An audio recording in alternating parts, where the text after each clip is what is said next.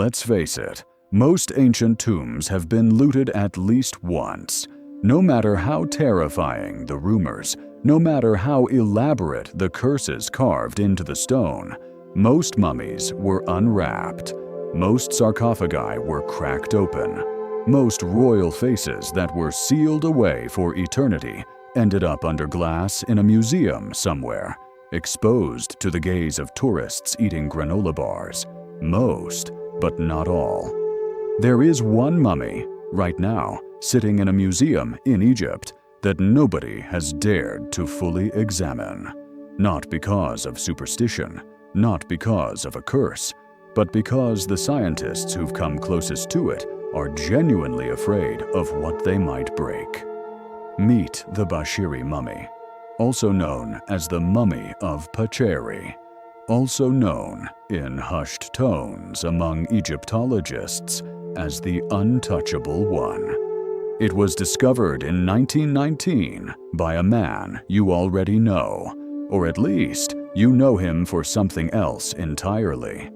Howard Carter, the same Howard Carter who, 3 years later, would blow the world's collective mind by unsealing the tomb of Tutankhamun in 1922. But before that world-changing moment, before he became the most famous archaeologist in history, Carter stumbled across something in the Valley of the Kings that he couldn't quite explain.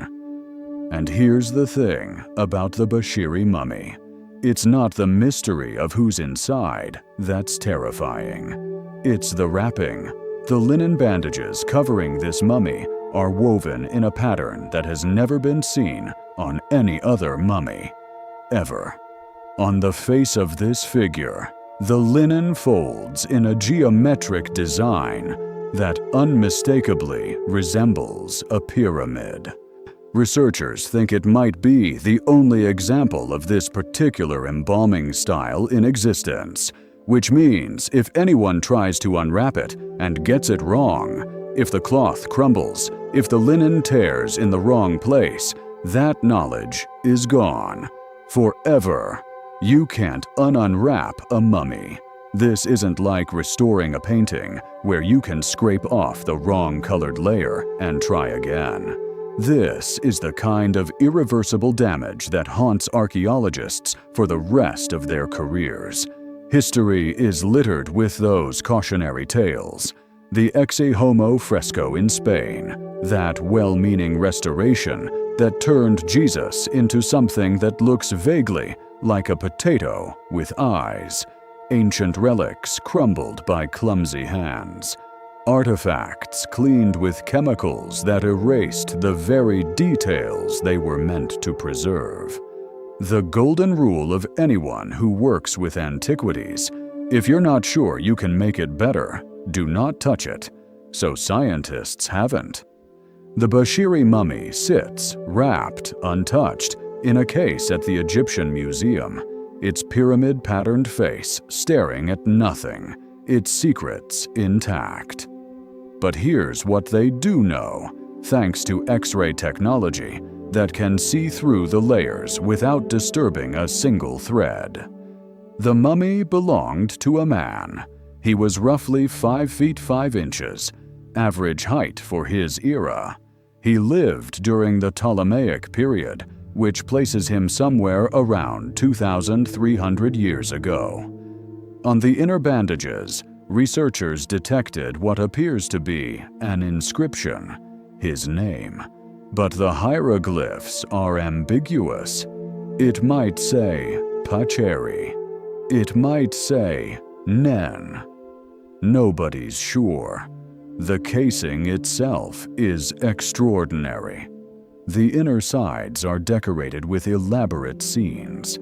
The deceased lying on a funeral bed, flanked by the goddesses Isis and Nephthys, divine sisters who, in Egyptian mythology, protected the dead on their journey through the underworld. At his feet stand representations of Anubis, the jackal-headed god of embalming, and circling the entire case, the 4 sons of Horus watch over him, the guardians of the organs. Whoever this man was, he was buried with the full ceremony of the Egyptian elite. And still, nobody opens it. Now, you might be thinking, okay, but what about all those other mummies? What about Tutankhamun? What about Ramesses II? What about all those pharaohs whose wrappings were unwound and whose faces were exposed to daylight for the first time in millennia? Good question. Because the story of what happened when we did open those mummies, specifically King Tut, is not the triumphant archaeological story you learned in school. It's a story of well-intentioned destruction, of science doing irreversible damage in the name of discovery. And it starts with that same man who first found the Bashiri mummy, Howard Carter. And trust me, by the time we're done with what happened in that golden coffin in 1925, you'll understand exactly why nobody touches the Untouchable One. But before we get there, hold that thought, because there's another mummy that's been left untouched, and her story is a completely different kind of tragic. Her name is Senebkay. She was the sister wife of Pinagem II. Yes, you heard that right. Sister wife. They were related by blood. But listen, the ancient Egyptian royal bloodline preservation was a whole thing we don't have time to fully judge right now. And when French archaeologist Gaston Maspero discovered her tomb, he made the deliberate decision to leave her mummy exactly as he found it. Not because he was squeamish, because she was in such extraordinary condition that disturbing her felt like a crime. X-rays later revealed what lay beneath her wrappings. Amulets still coiled around her neck, her right arm, her forehead, precisely where the ancient embalming texts said they should be placed. Her teeth showed signs of dental disease. Her knees showed arthritis. She was elderly when she died. Her exact age difficult to determine, but clearly a woman who had lived long and, by all historical accounts, was enormously respected within the royal household. She was left in peace. 2 mummies, 2 decisions to leave well enough alone. And then, King Tut. The decision to unwrap him was different, and the results were complicated. Let's talk about what really happened in that golden coffin. Open loop. What did they find when they finally cut open King Tut's innermost coffin? And why did the greatest archaeologist of the 20th century call it slow, spontaneous combustion? Now, before we leave the Bashiri mummy entirely, I want to give you one more detail that I think deserves its own moment of appreciation. The Egypt Museum, when they published their findings about the X-ray scan, mentioned something almost in passing, a detail that other news outlets mostly ignored in favor of the pyramid face angle. They noted that the decorated casing the mummy is housed in features what they described as all sorts of decorated scenes. The mummy lies on a bed, flanked by Isis and Nephthys. The 4 sons of Horus stand watch. 2 representations of Anubis guard the feet. This is standard Ptolemaic funerary imagery. Standard, but not simple. Those 4 sons of Horus, Imseti, Hapi, Duamutef, and Kebesenuef, were the guardians of the 4 canopic jars that held the mummy's internal organs. Each son protected a different organ: the liver, the lungs, the stomach, and the intestines. Their images on the coffin were theological insurance, ensuring that the organs, stored separately, would be protected and available for the soul's use in the afterlife. The idea of removing organs, storing them in jars, and then placing images of the jar's divine guardians on the coffin to maintain the connection. This is a system so elaborate, so precisely engineered for a specific theological purpose, that it staggers the imagination slightly when you stop and actually think about it. These weren't superstitious rituals performed by people who vaguely feared death. These were technical procedures developed over hundreds of years, revised and refined through multiple dynasties, based on a very specific and coherent theory of what happens to a human being after they die. The ancient Egyptians had, in essence, a user manual for death, and the Bashiri mummy is sitting in Cairo right now, wrapped in that pyramid-patterned linen, following instructions from a manual that's 2,300 years old, waiting for us to be ready to read what it says. There's something almost unbearably poignant about that. A man, Pacheri, or Nen, whoever he was, followed the rules. He did everything right. He was wrapped in the correct way, with the correct symbols, with the correct divine guardians positioned at his head and feet. He was given the amulets and the ceremonies and the full weight of Egyptian theological tradition behind his passage into the next world. And then he ended up in a museum in Cairo, stared at by tourists and studied by researchers with X-ray equipment. He didn't know that was going to happen.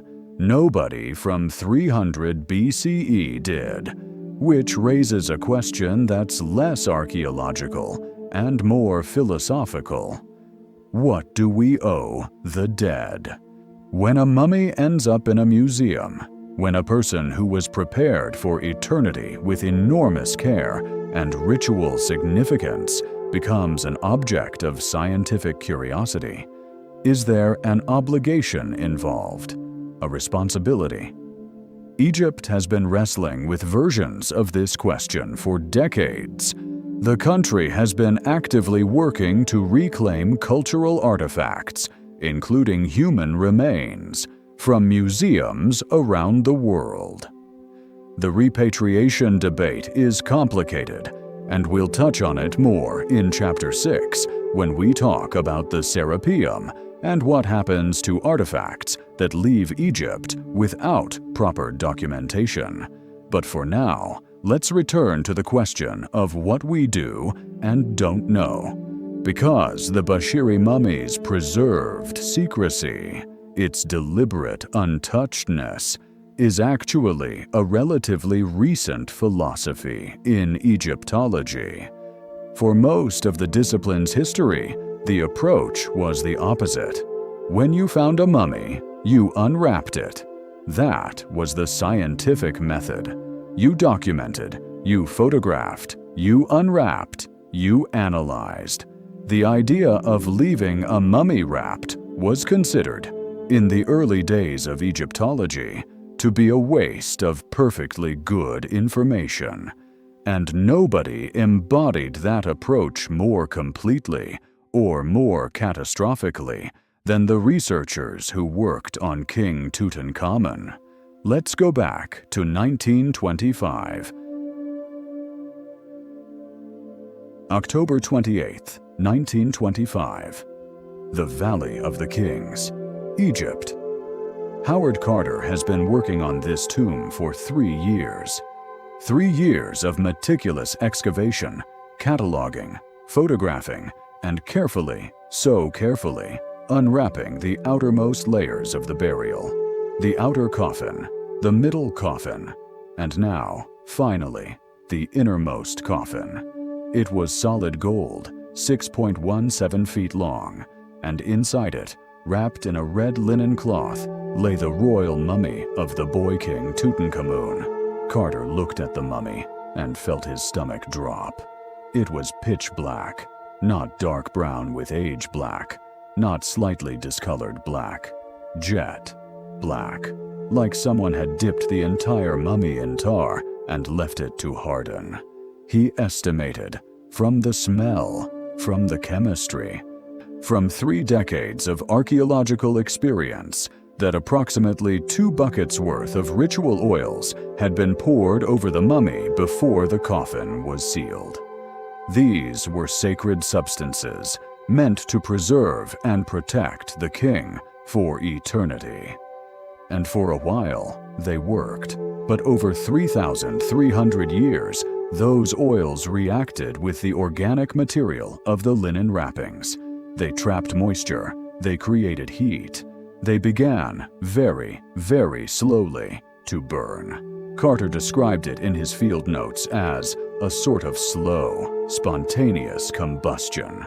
The mummy of Egypt's most famous pharaoh had been cooking inside his golden coffin for 3,000 years. The damage was staggering. The golden flail, that ceremonial scepter that Tut was supposed to carry into the afterlife, had fallen apart.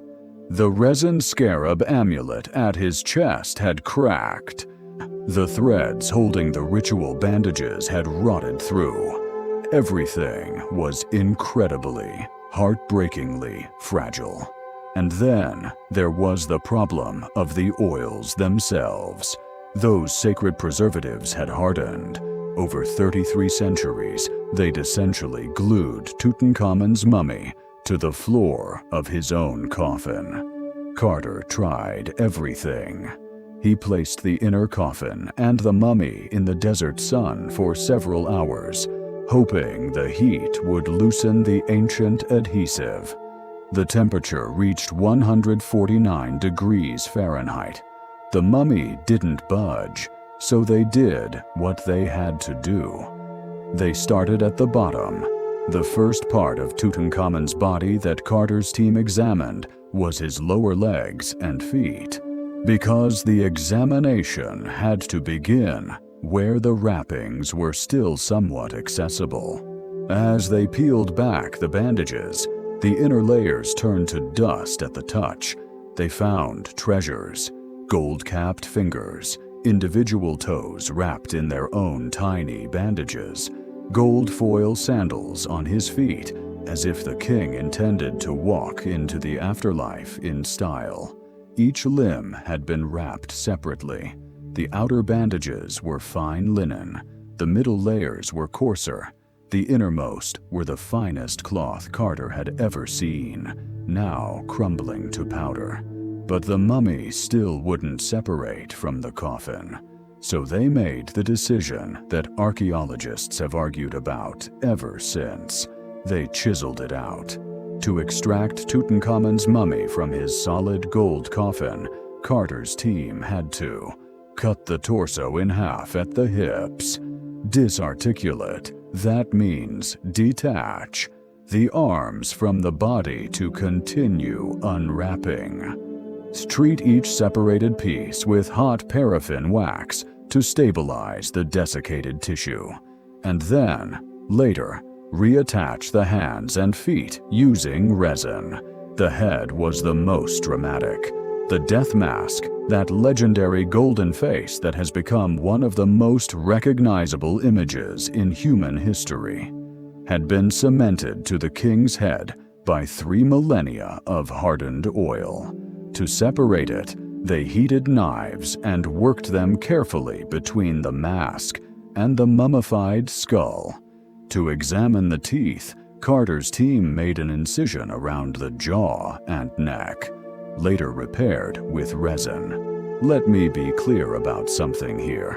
The people who did this were not vandals. They were the best archaeologists of their era. They worked slowly. They documented everything. They photographed every single step of the process. Carter himself was meticulous to the point of obsession. He took field notes that archaeologists still study today. And yet, by the time they were done, Tutankhamun, the boy who had died at 19, who had been placed in his golden coffin with such extraordinary care, whose embalming had been performed with the full weight of 3,000 years of Egyptian funerary science behind it, was in pieces. Should they have left him untouched? That question has haunted Egyptology ever since. On one hand, the study of Tut's mummy has given us extraordinary information. DNA analysis identified his parents. His father was almost certainly Akhenaten, the heretic pharaoh who tried to abolish Egypt's entire religious system. Genetic analysis revealed that Tut suffered from multiple inherited diseases, including a bone disorder that likely made walking painful. We learned things about the royal bloodline and the health of ancient Egypt's ruling class that we could never have learned any other way. On the other hand, he was in much better shape when the tomb robbers broke in, twice in ancient times. The ancient Egyptians who went into that tomb and stole his wine and his oils and some of his smaller treasures, they left the king himself untouched, intact, sealed back in. It took modern science to really damage him. There's a lesson in there somewhere. But here's what King Tut's story opened up, because in all the chaos of the 1922 discovery, in all the global attention, and the curse of the pharaoh headlines and the death of Lord Carnarvon, one question got buried. Why was King Tut there in the first place? Not in Egypt. Obviously, he was Egyptian, but in the Valley of the Kings, in that specific location, in a tomb that was, by royal standards, surprisingly small, almost rushed, as if someone had needed to bury a pharaoh very quickly, with what was available, without the time or resources to build the kind of monument a king deserved.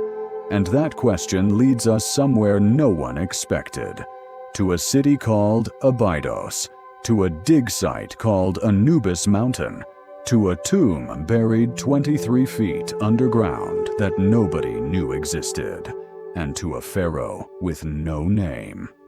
Open loop. In early 2025, archaeologists discovered a royal tomb at Abydos that dates back 3,600 years, bigger than anything nearby, decorated in gold, and completely anonymous. The cartouche that should have identified the king was deliberately destroyed. Who was this ruler? And why was erasing his name considered more important than looting his gold? In ancient Egypt, your name was not just a label, it was a piece of your soul. The Egyptians believed that a person consisted of multiple spiritual elements: the Ka, which was your life force, the Ba, which was your personality, and the Ren, which was your name. Your Ren wasn't just how other people referred to you. It was a core component of your existence. As long as your name survived, carved in stone, spoken aloud, written on papyrus, so did you. Your Ren kept you alive in the afterlife. To have your name forgotten was considered a fate worse than death. A soul cannot begin its journey through the underworld without a name, which is why you'd see royal cartouches, those oval name tags surrounded by hieroglyphs, absolutely everywhere. On temple walls, on obelisks, on jewelry, on the walls of tombs, on everything. It wasn't vanity. It was survival. It was the ancient Egyptian equivalent of making absolutely sure the afterlife's check-in system had your reservation. So, when archaeologists descended 23 feet beneath a rocky rise called Anubis Mountain near Abydos in early 2025 and found a royal tomb, an enormous royal tomb with mud brick vaults rising over 16 feet, limestone chambers, protective deities painted in golden hues at the entrance, and discovered that the cartouche was unreadable, they didn't just feel frustrated. They felt like they were looking at a deliberate act of cruelty. Someone had made sure this pharaoh could not check in. Picture the tomb itself for a moment, because it's genuinely impressive, even stripped of its treasures. And it has been stripped. The grave robbers got there long before any archaeologist did. But even empty, even looted, this chamber had what Carter would have called presence. The mud brick vaults rose more than 16 feet, taller than a female giraffe standing upright, if that helps you visualize it. The limestone chambers were built with the kind of precision you don't build for just anyone. At the entrance, two guardian deities were painted in gold, Isis and Nephthys, the same two goddesses who flanked the Bashiri mummy we talked about in Chapter 1. Isis, the great magician, the one who reassembled Osiris after he was murdered and dismembered by his brother Set. Nephthys, her sister, the eternal mourner, the protector of mummies. These were not decorations. These were power statements. You put Isis and Nephthys at your entrance because you were someone. You were someone who expected the gods themselves to stand guard over your eternal rest, and yet no name. The cartouche that should have been there, the oval that should have spelled out the king's identity in hieroglyphs, was gone. Not faded, not obscured by time, gone in a way that strongly suggests intentionality. Who does this to a king? To understand the answer, we have to understand the historical moment this tomb comes from, and that moment is one of the messiest, most chaotic periods in all of Egyptian history, a period called the Second Intermediate Period. Egypt, for most of its history, functioned as a unified state under a single pharaoh. The Nile Valley, with its reliable floods and its agricultural abundance, was essentially the most geographically perfect location for a civilization to thrive. And for about 2,000 years before the Second Intermediate Period, Egyptian pharaohs had been proving it, building pyramids and temples and trading networks and military campaigns that stretched from sub-Saharan Africa to the edge of Asia. And then it all fell apart. The Second Intermediate Period, roughly 1650 to 1550 BCE, was Egypt's version of Game of Thrones. The country fragmented into competing kingdoms, each with their own power base, their own lines of pharaohs, their own claims to legitimacy. The Hyksos invaded from the northeast and established their own capital at Avaris in the Nile Delta. Nubian kingdoms pushed from the south, and right in the middle of this chaos, in the ancient holy city of Abydos, a local line of rulers set up their own tiny kingdom. These were the Abydos Dynasty. And for a very long time, many scholars weren't entirely sure they existed. The evidence for the Abydos Dynasty is fragmentary in the extreme. A name scratched on a broken block here, a seal impression there. Not the grand monuments of the pyramid builders, not the sprawling temple complexes of the New Kingdom pharaohs, just whispers, fragments, ghosts in the archaeological record. For centuries, some historians treated the Abydos Dynasty as barely more than legend. A local ruling family, perhaps. Maybe not pharaohs at all in any meaningful sense. Maybe just powerful men who called themselves kings in a period when that word had temporarily lost its teeth. And then, in 2014, everything changed. Because they found Senebkay. And Senebkay had a story written in his bones that no one could argue with. Open loop. Senebkay wasn't found peacefully interred. He was found with 18 separate wounds on his skeleton, wounds that forensic analysis identified as combat injuries, cuts to the skull, blows to the back, damage to the hands consistent with a man who was fighting and losing and fighting some more. The first pharaoh in recorded history that we can identify as having died in battle. What happened to the warrior king of Abydos, and what does his death tell us about the nameless pharaoh buried nearby? Let me paint the picture of Abydos more completely, because its geography helps explain why it kept mattering, why dynasty after dynasty, culture after culture, chose this particular stretch of desert as sacred ground. The city sits at the edge of the western desert, where the cultivated Nile floodplain ends and the emptiness begins.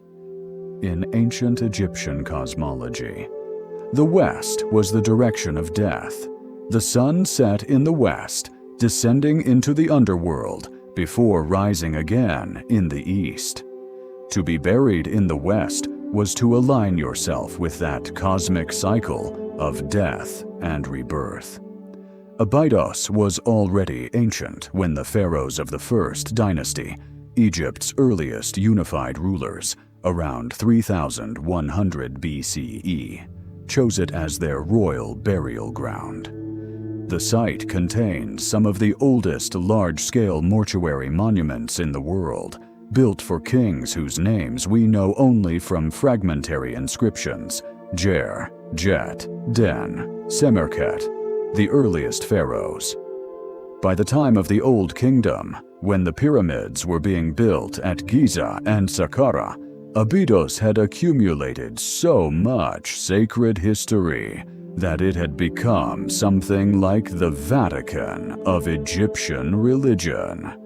The connection to Osiris, that death and resurrection god whose myth embodied everything the Egyptians believed about what happened after you died, had been established for centuries, and it only deepened over time.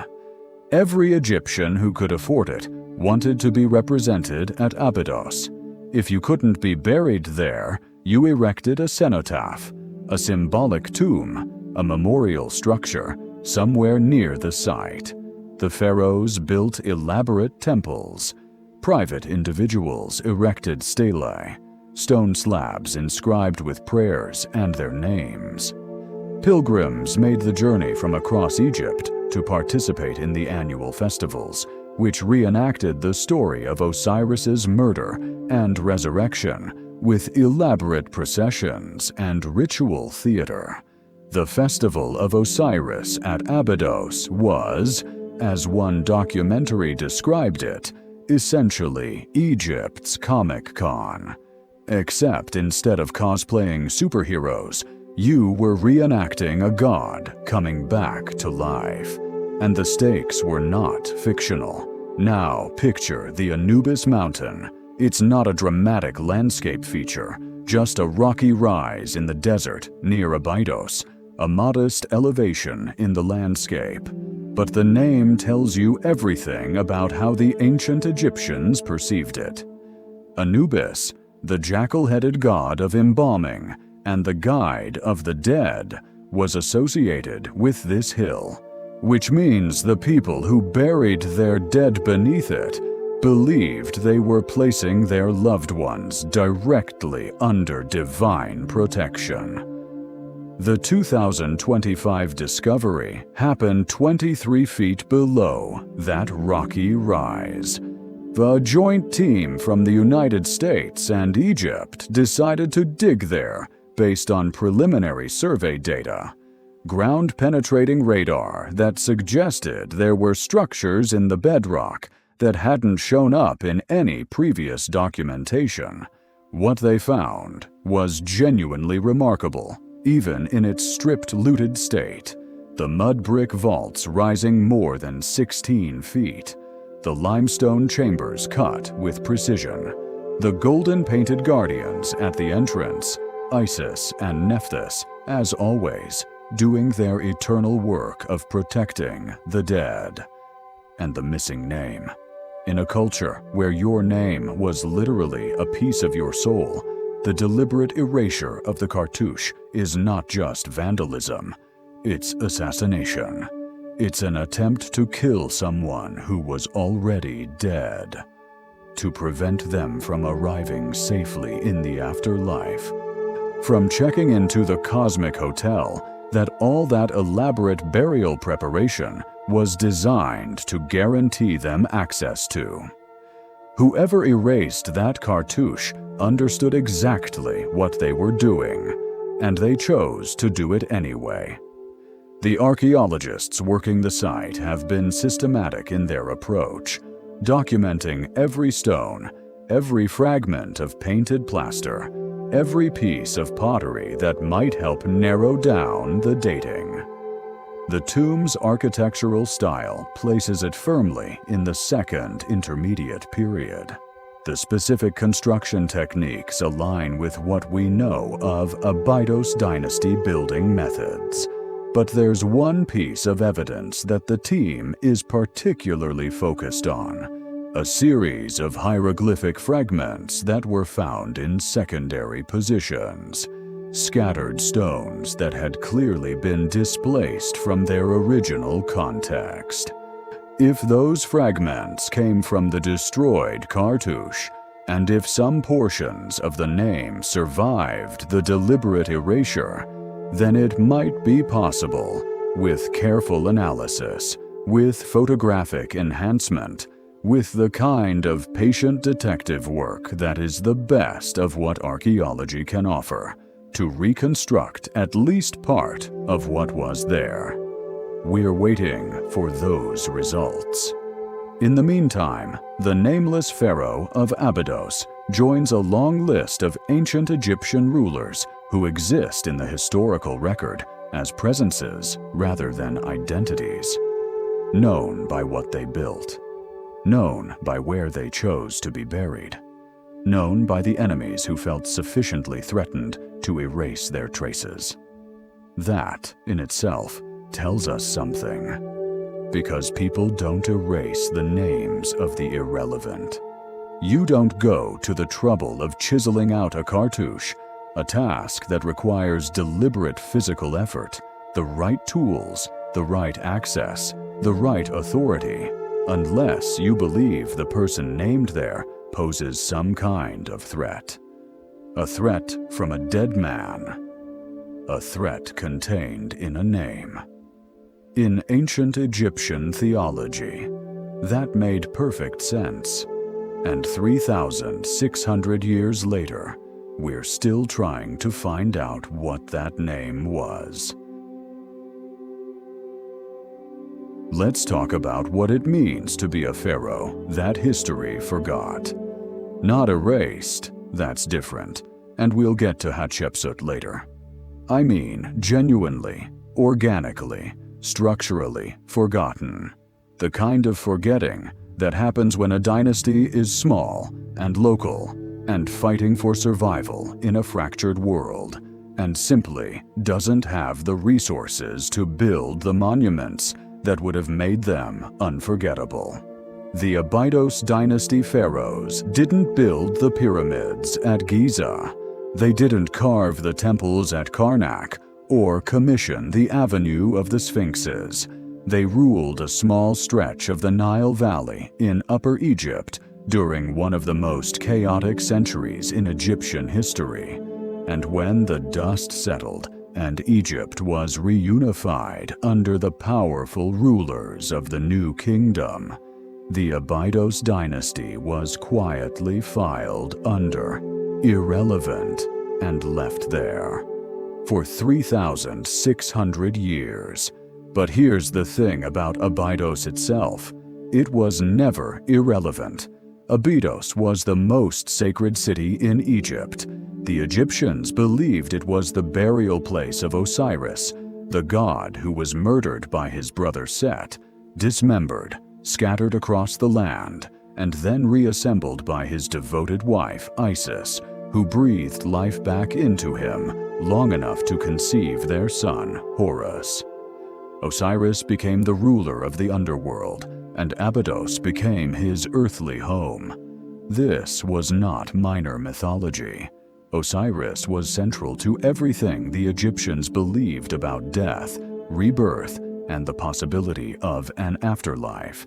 Every Egyptian, from the lowliest peasant farmer to the most powerful pharaoh, wanted to be associated with Abydos. Pilgrims came from across the country to participate in the annual Osiris festival, where the god's death and resurrection were ritually reenacted.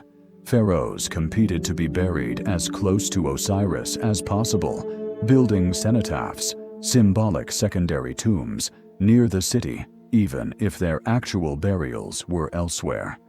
Think of it as ancient Egypt's holy city. It's Jerusalem, it's Mecca, it's Varanasi, the spiritual center of the civilization, which means that when a local dynasty established itself at Abydos, they weren't just claiming a piece of real estate. They were claiming proximity to a god. They were wrapping themselves in the most powerful religious legitimacy the ancient world had to offer. So, who were these pharaohs? We know frustratingly little. We have names, some of them. Wepwawatemsaf, Panjeni, Snibe. Names scratched on pottery sherds and administrative records. Signatures on a civilization that barely left anything behind. The Abydos Dynasty's tombs were modest by royal standards. No grand monuments, no elaborate temple complexes.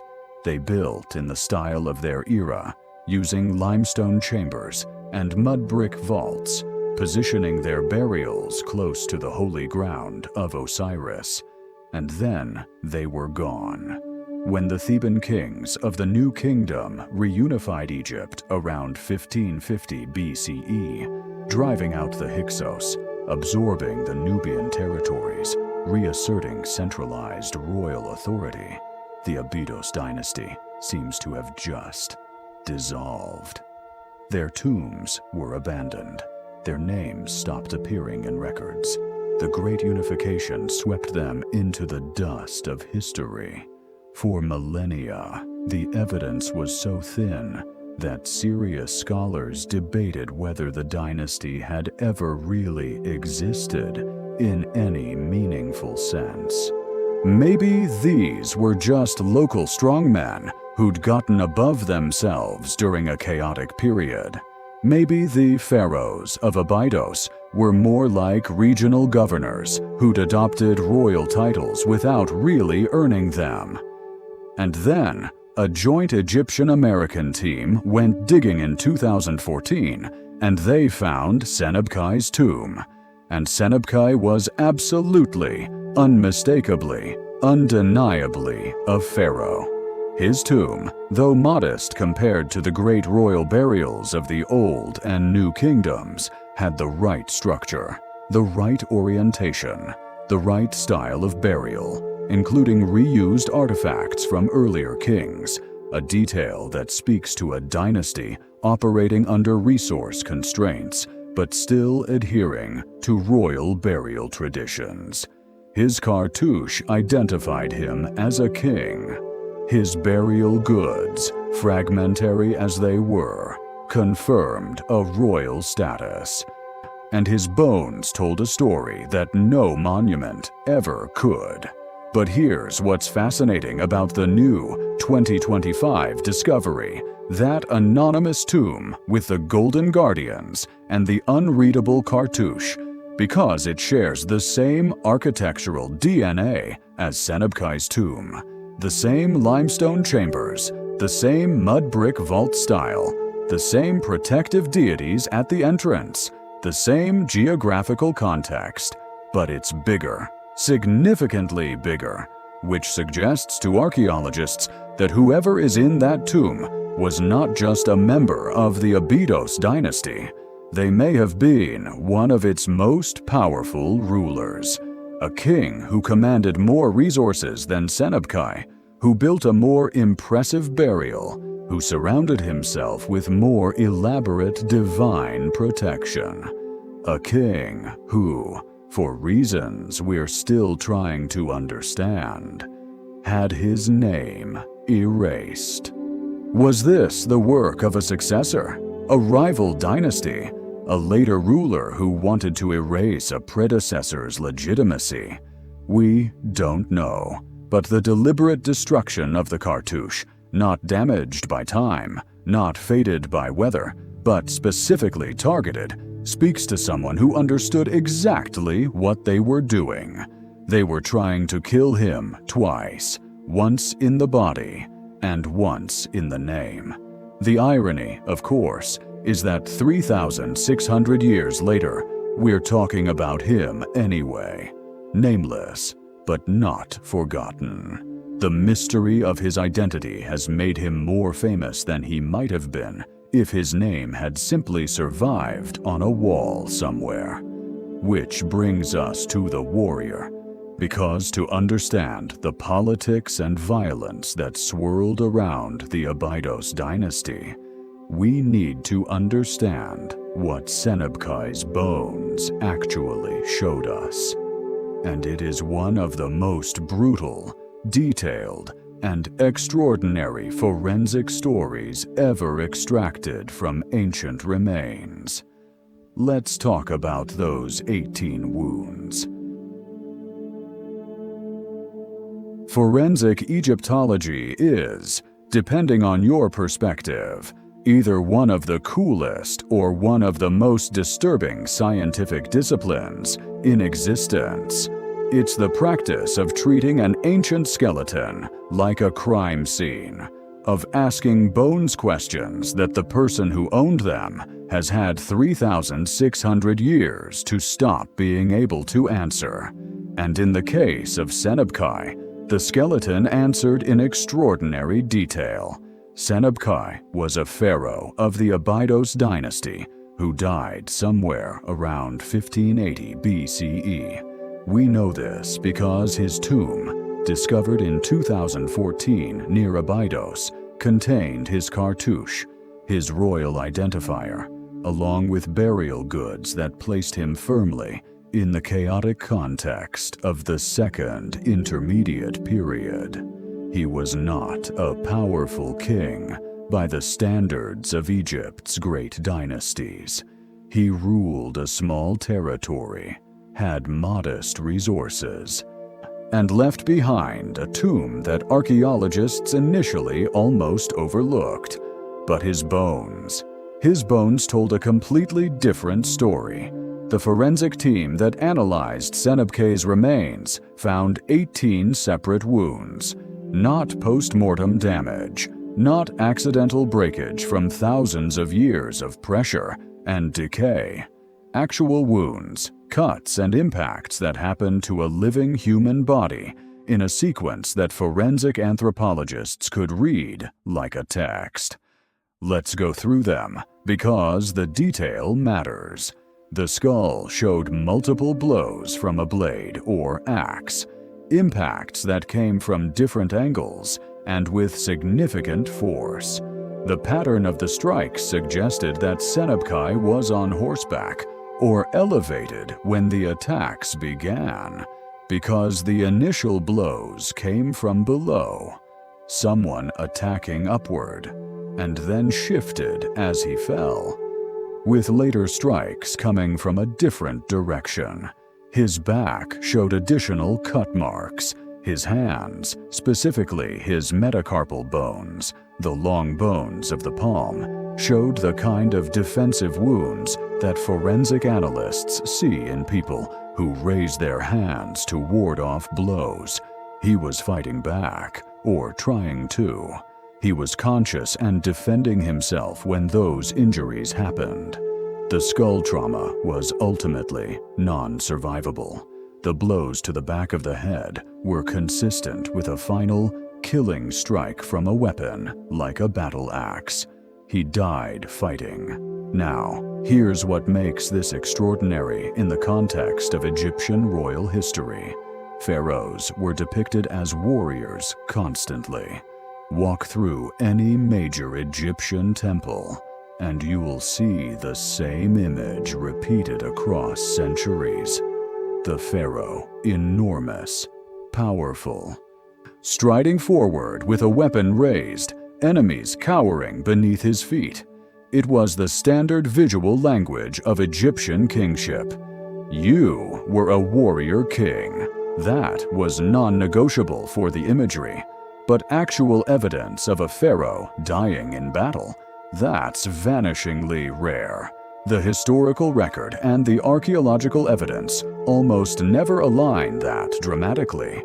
We know pharaohs went on military campaigns. The records are full of them. But dying on the battlefield, in personal combat, that was not how Egypt's most famous rulers met their ends. Ramesses II, the great warrior, died at over 90 years old, probably of dental abscesses and arterial disease.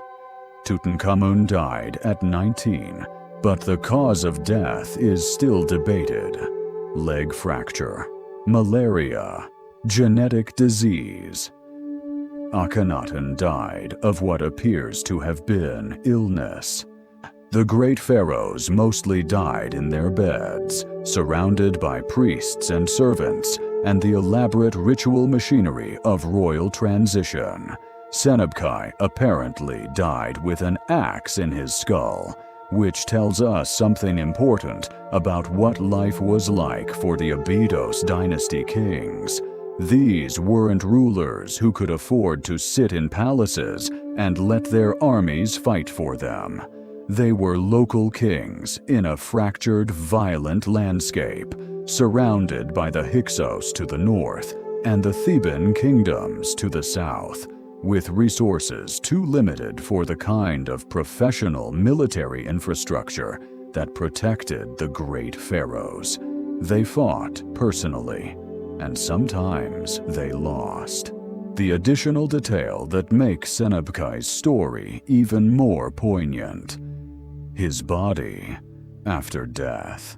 He appears to have been recovered from the battlefield, or at least from wherever he fell, and brought back for burial. The wounds show signs of having been treated post-mortem, in the sense that the embalming process was adapted to accommodate the damaged body. Whoever prepared him for burial knew they were working with a king who had died violently, and did their best. The tomb was modest, reused artifacts from earlier kings, sarcophagus components, and canopic chests that had belonged to older, more powerful rulers. The Abydos Dynasty was too resource-constrained to build new royal burial equipment from scratch. They used what they could find, but they buried him properly, and they buried him as a king. Now, the 2025 discovery of the larger, anonymous tomb nearby. Given everything we know about the Abydos Dynasty, the political violence of the Second Intermediate Period, and the deliberate erasure of the cartouche, what does that tell us about the nameless pharaoh?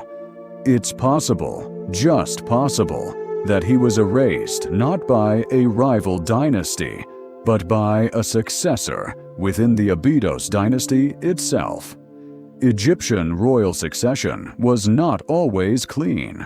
Brothers fought brothers, sons disputed fathers.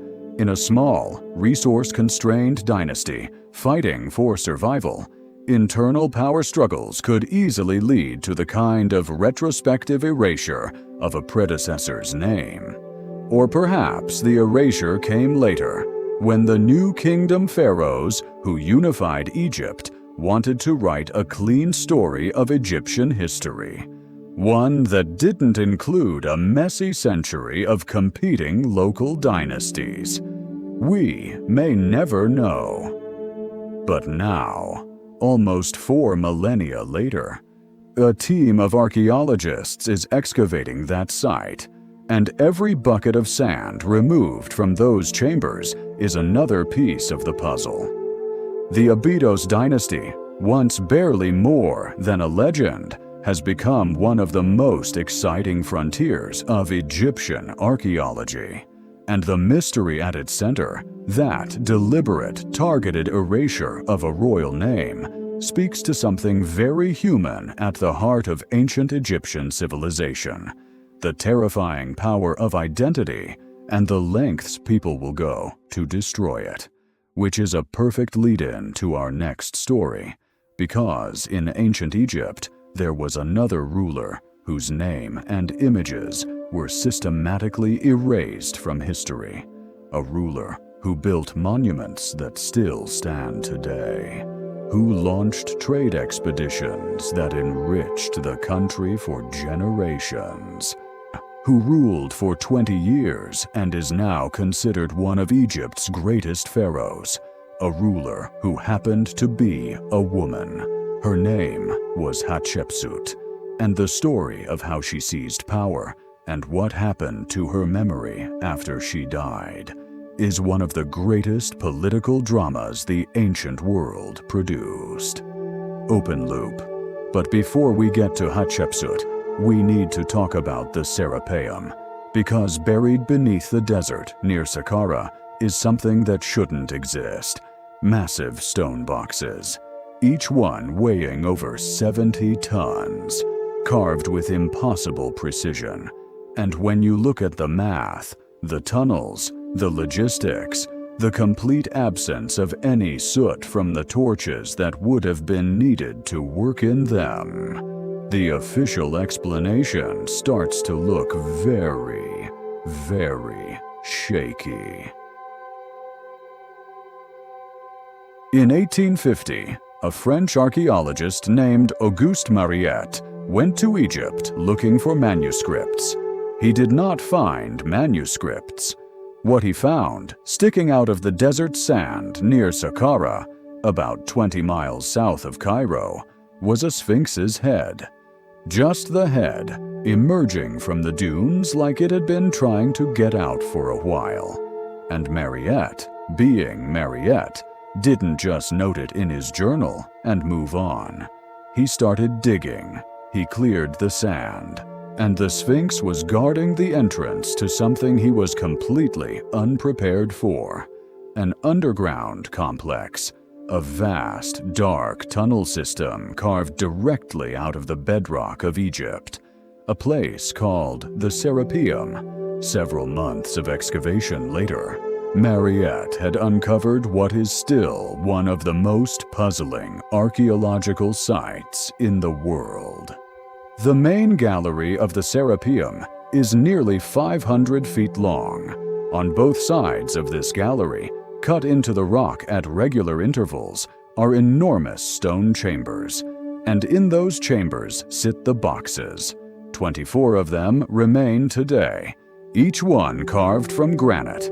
Not limestone, not sandstone, but granite, one of the hardest natural materials on Earth, with a precision that modern engineers still struggle to fully explain. Right angles so exact that they've been measured with laser equipment and found to be accurate to fractions of a millimeter. Surfaces so flat and smooth they reflect light like mirrors.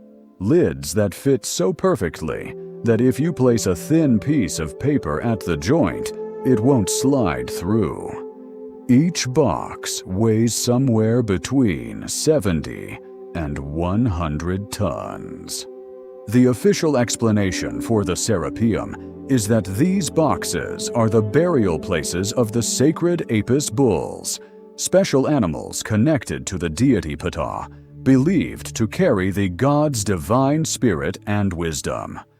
When an Apis bull died, it was mummified and interred in the Serapeum with full royal honors. The bulls were selected through an elaborate process. Priests looked for specific physical markings: a white triangle on the forehead symbolizing divine light, a shape on the back resembling a vulture's wing, a scarab-shaped mark under the tongue representing rebirth. When a bull displayed all three signs, the priests believed Ptah had chosen him, and the bull was treated like royalty for the rest of its life, living in a special temple at Memphis, receiving the finest food, attended by dedicated priests. When it died, it was mummified and placed in one of those granite boxes. This is the official explanation. Now let's talk about why it doesn't quite add up. Problem 1. The size. A typical Apis bull was large, maybe 5 or 6 feet at the shoulder, perhaps 1,000 pounds. A big animal.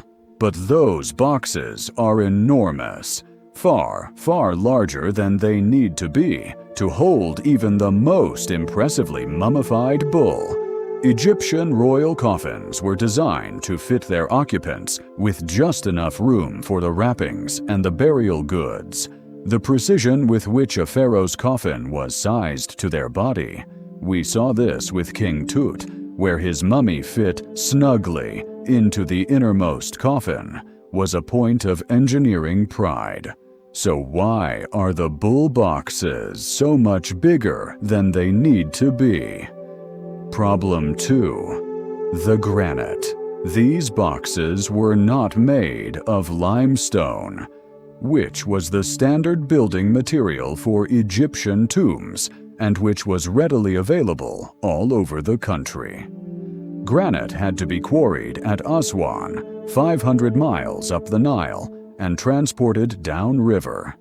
It was expensive. It was difficult to work with. For a burial intended for a bull, even a sacred bull, limestone would have been perfectly adequate.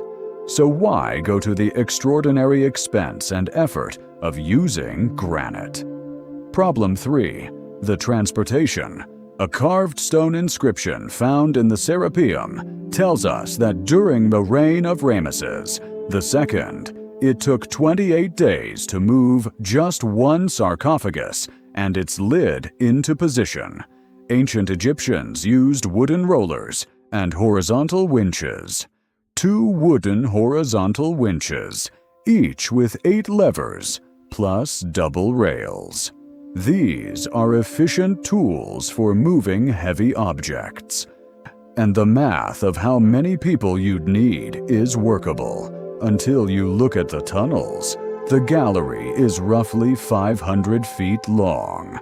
The sarcophagi are enormous, and the tunnels are only about 2 feet wider than the boxes themselves. If you need 250 people pulling ropes to move a 70-ton granite box, which is a conservative estimate, and the tunnel gives you only 2 feet of clearance on each side, where do you put 250 people? They couldn't fit in the tunnel, even if you staggered them, even if you arranged them with extraordinary efficiency. The math doesn't work for fitting enough people into that confined space to generate the pulling force needed. And if they pulled from outside the tunnel, how do they turn the box at the corners? How do they lower it precisely into its chamber? Problem 4. The darkness. The chambers show almost no soot. Working in underground stone tunnels in the ancient world meant torches or oil lamps. Torches and lamps produce soot, lots of it. The dark staining you'd expect from hundreds of workers spending 28 days maneuvering heavy stone through enclosed spaces. It's minimal, almost absent, which means they were working in near darkness, or they were using a light source that doesn't produce soot, or they weren't working in the tunnels at all for most of the process. Problem 5. The precision. The right angles and flat surfaces on these boxes are extraordinary. Not just pretty good for ancient craftsmen, actually extraordinary by any standard. Modern machinists working with high-precision tools can achieve tolerances like this, but it requires expensive equipment and careful quality control. To achieve it in granite, with ancient hand tools, in the quantity and scale represented by 24 boxes, requires an explanation. The ancient Egyptians clearly had advanced geometric knowledge. Their papyri show understanding of pi, the ability to calculate pyramid volumes, sophisticated engineering principles. So it's not impossible, but it's genuinely remarkable. So what were these boxes actually for? One alternative theory, and I want to be clear that this is speculative, not scientific consensus, suggests that the boxes may have been involved in a sophisticated fermentation or energy generation process. The reasoning goes like this. Granite contains significant quantities of quartz, and quartz exhibits what's called the piezoelectric effect. When compressed, quartz crystals generate a small electrical charge. A sealed granite box under sufficient internal pressure would be generating a continuous low-level electrical field. If you placed organic material inside a sealed granite box, grain, bread, even meat, yeast present in the organic material would begin fermenting, producing CO2. The pressure would build. The granite, with its quartz content, would begin generating piezoelectric electricity, the combination of gases, pressure, and electrical charge in a perfectly sealed stone vessel. Look, we're not saying the ancient Egyptians had power plants. We're saying that when a discovery is as inexplicable as the Serapeum, and when the conventional explanation has as many holes as this one does, it's worth asking bigger questions. What we do know is this. The Serapeum represents a level of engineering commitment that goes far beyond what any burial of any animal, however sacred, would typically demand. The precision, the material choice, the scale, they all suggest something we don't fully understand yet. And the really unsettling detail. When Mariette entered the Serapeum in 1850, most of the boxes were sealed. When he opened them, he found bones, bull bones, which is exactly what you'd expect if the official explanation is correct. But here's what he also found, scattered on the floor of some of the chambers. Evidence of stones stacked on top of the lids. Extra weight added on top of boxes that were already sealed with 70-ton lids. As if someone, long ago, wanted to make absolutely certain those lids could not be pushed open from the inside. From the inside. Pushed open. From the inside. I'll leave that thought with you. Because we need to move from underground boxes to the greatest architectural achievement in human history. And a mystery that a pair of satellites has only just begun to reveal. But first, Hatshepsut. Open loop. She ruled Egypt for 20 years. She built monuments that still stand. She sent the first recorded maritime trade expedition in history. And after she died, her successor spent years systematically destroying every image, every inscription, every cartouche that bore her name. Why was a successful, beloved pharaoh subjected to one of the most thorough attempts at historical erasure the ancient world ever saw? And did it work? There's one more dimension to the Serapeum story that I haven't mentioned yet, and it involves a completely different set of questions, not about the boxes themselves, but about what happened to the artifacts found near them. When Mariette entered the Serapeum in 1850, he found and removed a significant number of objects: statues, votive offerings, bronze figurines, inscribed blocks. These objects were transported to the Louvre in Paris, where many of them remain today. Egypt has been trying to get them back. This is not a unique situation. It's actually one of the most common and contentious issues in the entire field of archaeology. And the Serapeum objects are part of a much larger story about what happened when European powers descended on Egypt in the 18th and 19th centuries with a combination of genuine scholarly interest and the complete absence of any mechanism for the Egyptians to say no. A Napoleon's expedition to Egypt in 1798 brought the first systematic scientific documentation of the ancient monuments. It also brought French soldiers who chipped hieroglyphs off walls as souvenirs. The Rosetta Stone, the key that unlocked the entire hieroglyphic writing system, one of the most significant archaeological discoveries in human history, was found by French troops, claimed by the French, then seized by the British after they defeated Napoleon, and it has been in the British Museum since 1802. Egypt has been asking for it back for years.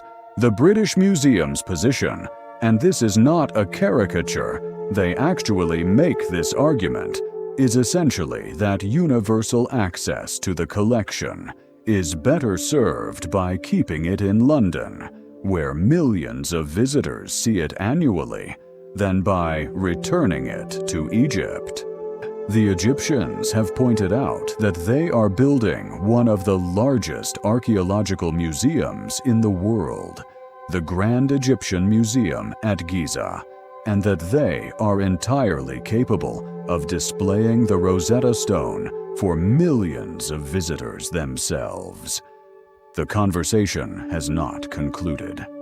The Parthenon marbles, those magnificent carved reliefs from the Parthenon in Athens, removed in the early 19th century by the British Lord Elgin under circumstances that the Greeks have described as theft and the British have described as a perfectly legal transaction at the time, are another focal point of this global debate.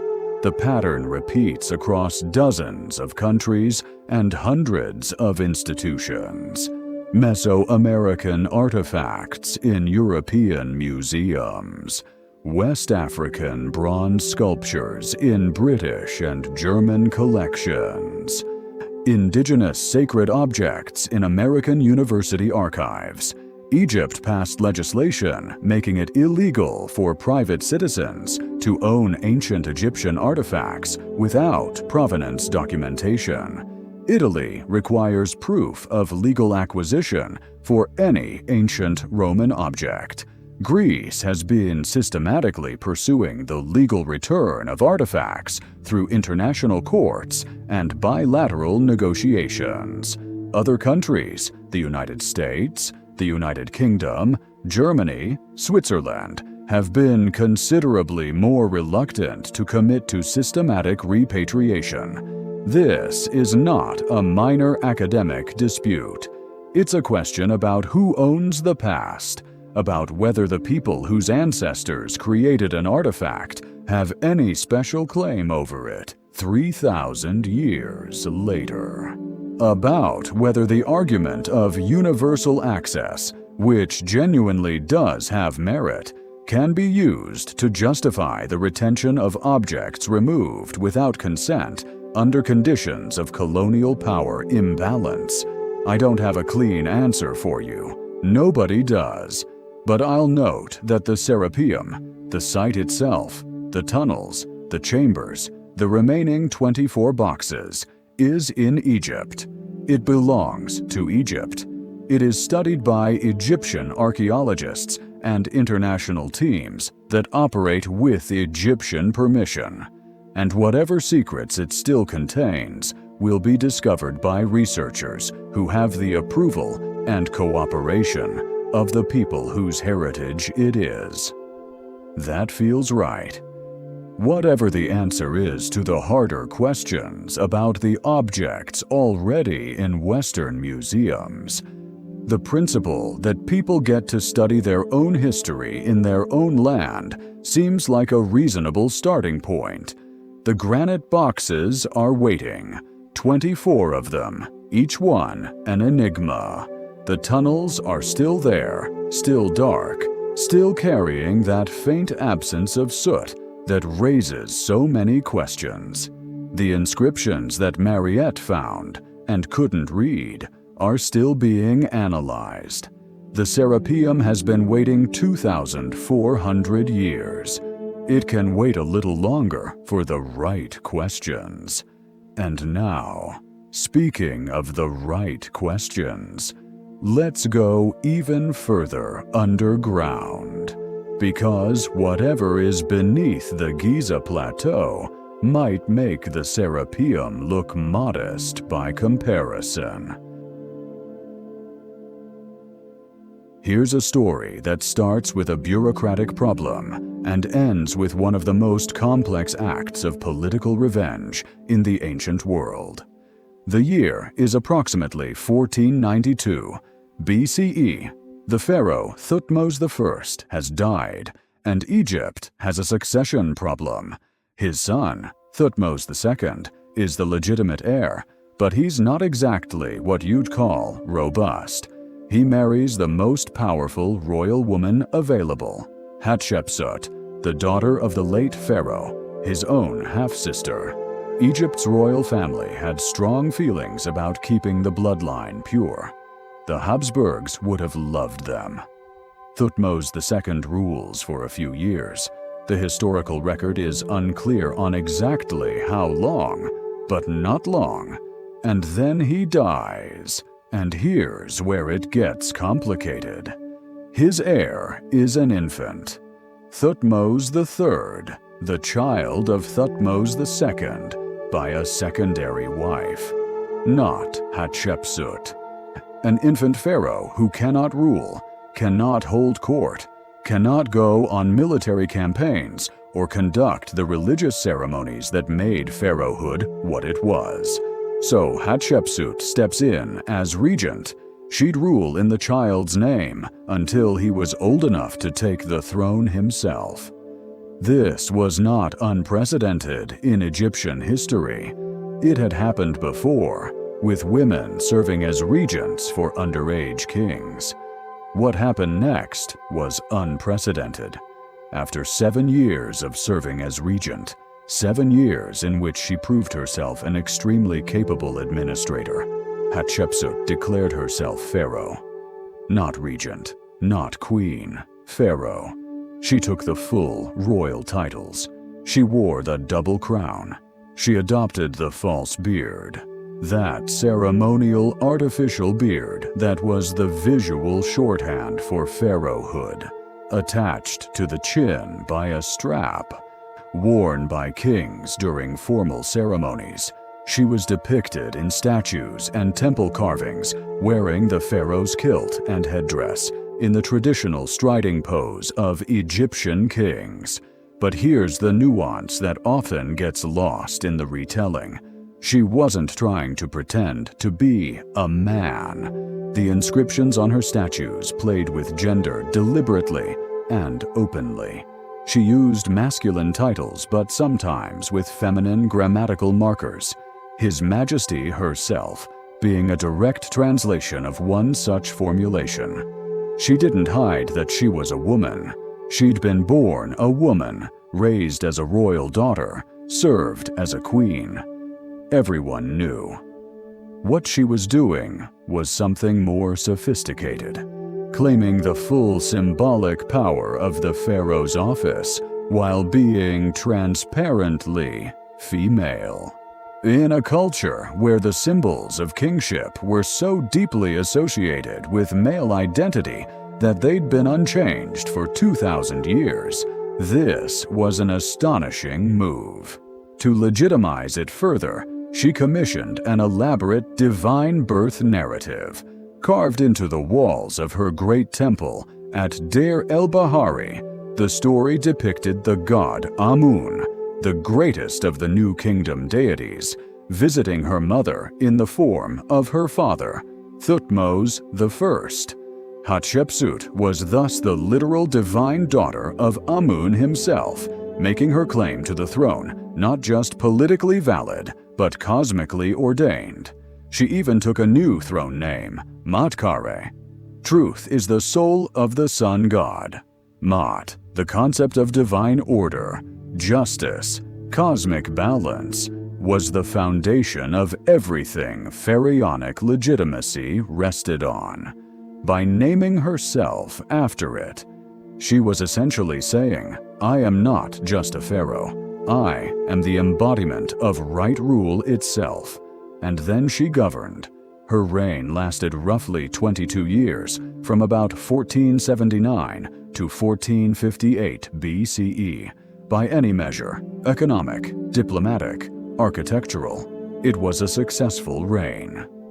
She launched a famous expedition to Punt, the mysterious Land of God, believed to be somewhere along the East African coast, possibly modern-day Somalia, or Eritrea, or Djibouti. Her fleet brought back gold, ivory, ebony, myrrh trees, live animals, and exotic spices.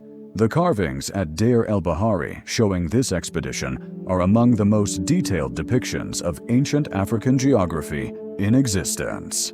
She commissioned massive construction projects. Her mortuary temple at Deir el-Bahari, Djeser, the Holy of Holies, is carved directly into the limestone cliffs of the Theban hills and is widely considered one of the architectural masterpieces of the ancient world. 3 colonnaded terraces rising toward the cliff face, with painted reliefs covering nearly every surface. Even in its partially damaged state today, it's breathtaking. She erected enormous obelisks at the Karnak temple complex, one of them, weighing over 320 tons, carved from a single piece of Aswan granite, still stands today. The tallest ancient obelisk in Egypt, still there, still standing, after 3,500 years. Not bad for someone history tried to erase, because here's where the story turns dark. After Hatshepsut died, probably around 1458 BCE, cause of death unknown, her successor, Thutmose III, took the throne. The stepson she had sidelined for 2 decades, the man who had grown up in the shadow of a female pharaoh, watching her receive the honors and the divine titles that he, technically, had the stronger claim to by patrilineal succession. He waited. He ruled effectively. He actually turned out to be one of Egypt's greatest military pharaohs, launching campaigns that expanded Egypt's borders further than almost any other ruler. He seems to have been competent and successful by any measure. And then, perhaps 20 years after Hatshepsut's death, not immediately, but deliberately, calculatingly, after a gap that suggests this was political strategy rather than personal rage, he began erasing her. Her cartouches were chiseled from temple walls. Her statues were defaced and thrown into a pit at Deir el-Bahari, where they remained until archaeologists excavated them in the early 20th century. Her images were replaced with those of Thutmose I, Thutmose II, or Thutmose III himself. The expedition to Punt was credited to male rulers. The obelisks at Karnak, too large to demolish without destroying the whole complex, were walled off, hidden behind limestone casings so that visitors couldn't see the inscriptions that said who built them. For a long time, historians assumed this was revenge, personal, bitter revenge from a stepson who'd been humiliated for 2 decades. But the timing doesn't support that. Thutmose III waited 20 years. If this was about revenge, why wait? The current leading theory is that the erasure was political, not personal. It happened when Thutmose III was preparing for his own succession, making sure that his son Amenhotep II would inherit a clear, unambiguous claim to the throne. A claim uncomplicated by the existence of a female pharaoh in the recent past, a pharaoh who might inspire other powerful women to try the same thing. Better to pretend it had never happened. In other words, the erasure of Hatshepsut wasn't about the past. It was about controlling the future. It didn't work. Not because the ancient Egyptians saw through it. For centuries, the official list of pharaohs simply skipped from Thutmose II to Thutmose III, and Hatshepsut disappeared from history. But because archaeologists, starting in the 19th century, began reassembling the evidence, the walled-off obelisks were revealed when the casing blocks were removed. The shattered statues were reconstructed from the pit at Deir el-Bahari. The diplomatic records and administrative documents of her reign began telling their story. And Howard Carter, excavating in the Valley of the Kings, found her tomb empty, her body removed in an attempt to deprive her of even that final resting place. But in 2006, researchers found a molar tooth in a wooden box bearing her name. When they compared it to the gap in a previously unidentified mummy's jaw, it fit perfectly. She'd been hiding in plain sight for 3,000 years. The obelisk at Karnak, the one Thutmose III walled over, still stands. 97 feet tall, still inscribed with Hatshepsut's name, still proclaiming, across 3.5 millennia, that the truth is the soul of the sun god. She outlasted everyone who tried to erase her. Now, let's go underground, because whatever lies beneath the Giza plateau is about to complicate everything we think we know about who built the pyramids and why. Open loop.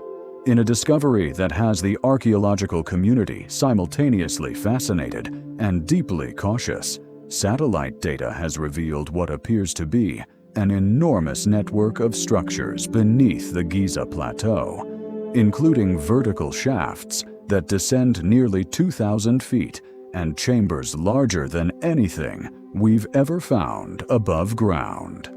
Some researchers believe this aligns with the legendary Hall of Records.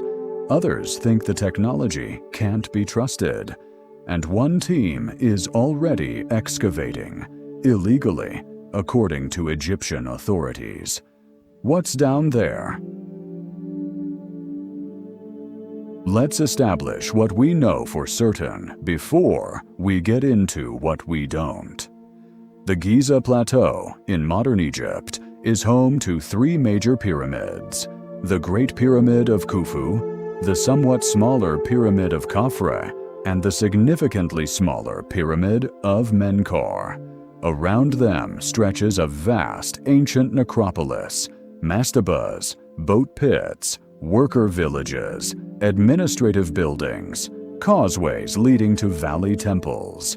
It's one of the most studied archaeological sites on Earth, and researchers have been working there for over 200 years. In all that time, nobody seriously suggested that the most important part of the Giza complex might be underground. And then came the satellites. A joint Italian-Scottish research team, led by Corrado Malanga from the University of Pisa and Filippo Biondi from the University of Strathclyde, was using what's called synthetic aperture radar, or SAR technology, to study the area around the Pyramid of Khafre. SAR is a type of radar that can penetrate stone and soil, creating detailed images of what lies beneath the surface without any excavation. It's the closest thing we currently have to X-ray vision for the ground. What they found was, depending on who you ask, either the most exciting archaeological discovery since Tutankhamun's tomb, or a significant overinterpretation of ambiguous data. Here's what the data appears to show. 8 large vertical structures beneath the Giza plateau, extending approximately 6,500 feet across. These are not small features. 6,500 feet is roughly 2.5 Burj Khalifas laid end to end, and they descend. According to the team's analysis, these shafts plunge approximately 2,000 feet underground. For context, some of the deepest metro stations in the world sit about 380 feet below the surface. These structures would go more than 5 times deeper than that. The shafts are surrounded by what appear to be spiral pathways, and they connect, or appear to connect, to 2 large chambers, each estimated to be over 260 feet across. The team also identified 5 smaller room-like structures within the pyramid of Khafra itself, arranged in what appears to be a deliberate pattern at the center of the pyramid, connected by underground pathways that lead downward. And the most provocative finding of all, the team believes that similar structures may exist beneath all 3 major pyramids. In other words, the entire Giza complex might be connected by a hidden network of tunnels, chambers, and shafts that we have never seen and cannot currently access. Now, I want to be very clear about the controversy here, because this is where the story gets complicated. The findings have not been peer-reviewed and published in a major academic journal. The Egyptian archaeological establishment has not officially endorsed them, and several prominent radar experts and archaeologists have pushed back hard, arguing that SAR technology, while powerful, is not capable of producing the kind of detailed underground imagery the Italian-Scottish team claims to have achieved. The resolution simply isn't there.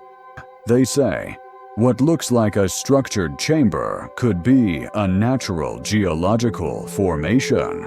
What looks like a shaft could be an anomaly in the rock density.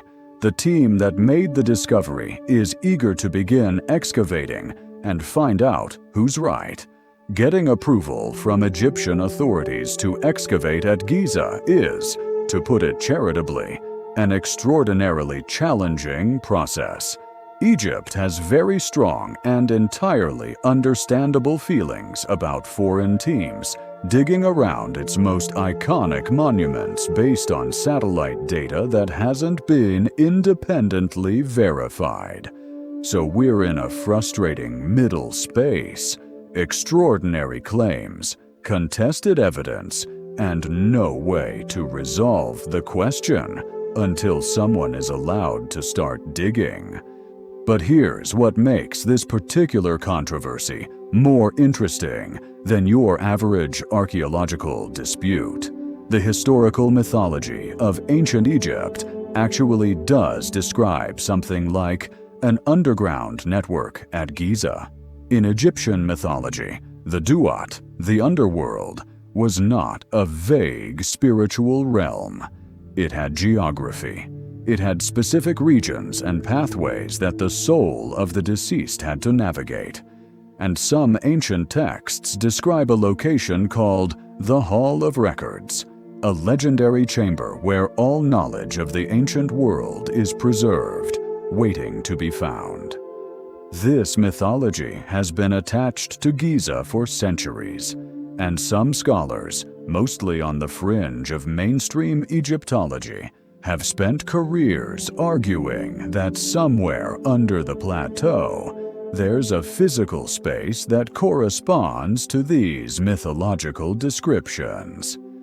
A hall, a library, a repository of ancient knowledge.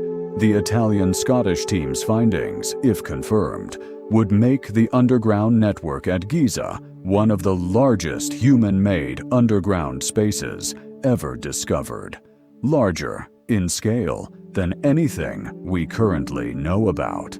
But there's another underground discovery at Giza that we know is real because it's been physically verified, and it's weird in a different, more quantifiable way. In the western cemetery of Giza, the area that contains the mastaba tombs of royal family members and high-ranking officials, archaeologists used ground-penetrating radar between 2021 and 2023 to survey an area where there were no visible surface structures. An empty patch of desert in the middle of all those tombs with nothing to mark it. What the radar found was a two-part underground structure. The upper part, about 6.5 feet below the surface, is L-shaped, roughly 33 feet in length, and below that, another anomaly, deeper and more mysterious, dense, solid, and shaped unlike anything else in the area. The L-shaped structure is almost certainly human-made. The angles are too sharp, the geometry too precise to be a natural formation, and the fact that it was deliberately backfilled with sand after construction, sealed essentially, suggests that whoever built it wanted to preserve what was inside, not access it regularly. What's inside? Nobody knows. Excavations are underway. The best guesses, a burial chamber without surface markers, which would be unusual, but not unprecedented. A ritual offering chapel, built below ground for reasons we don't yet understand. Or something that fits neither of those categories, a new type of structure that would require us to revise our understanding of how ancient Egyptians used underground space. And then there's the question of the pyramids themselves, because one of the most persistent mysteries about Giza isn't what's underground, it's how the things above ground got there in the first place.